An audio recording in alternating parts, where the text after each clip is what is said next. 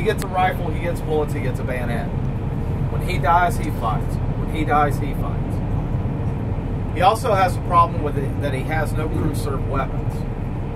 So what he has these guys do is they sneak behind enemy lines and strip cannons off a crashed aircraft at the Naha airfield. These are brought back over. Oda and his staff figure out how to jerry-rig mounts for it, and they're deployed. He also has no artillery. He does have 4 8-inch coastal guns. The problem with those coastal guns is you can't get below about a 15-degree bubble, so you can't get below this. That doesn't work very well for engaging ground targets, right? Especially when you got a rifle, which is what that coastal gun actually is. So what he does is he has these men dig out from underneath these coastal gun fortifications. They're sunk. The guns themselves are sunk into 6-foot thick blocks of concrete. Underneath of there, he has them in place jacks. That way he can lower the jacks and lower that entire block and turn, lowering the gun.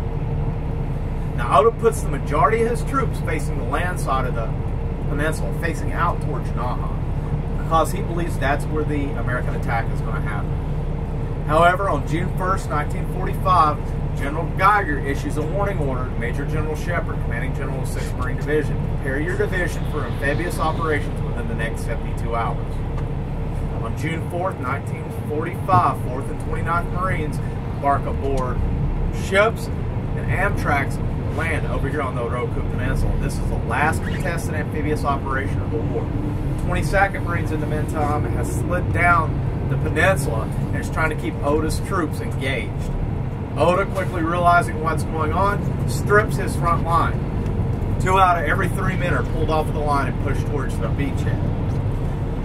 6th Marine Division fights over the Oroku from June 4th to June 14th before it's eventually secured. On the 13th of June, Rear Admiral Oda and his staff committed suicide inside their naval headquarters.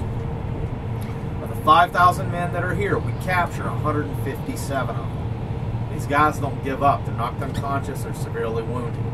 In turn, we pick them up and we send them back out to the hospital ships to receive treatment. When they awaken and they're in American hands, these guys start killing each other and killing themselves. Ship's platoons go nuts. They wind up strapping these guys down to cots, bulkheads, gurneys, whatever is available. Out of 157, 73 survive because the ones that do get strapped down, some of them actually chew off their own tongues to die. Now, Jack's down in this area.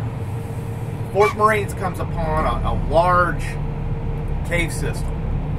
Out of that cave system comes a Japanese lieutenant commander. The Japanese lieutenant commander says, look, the battle's lost, the war's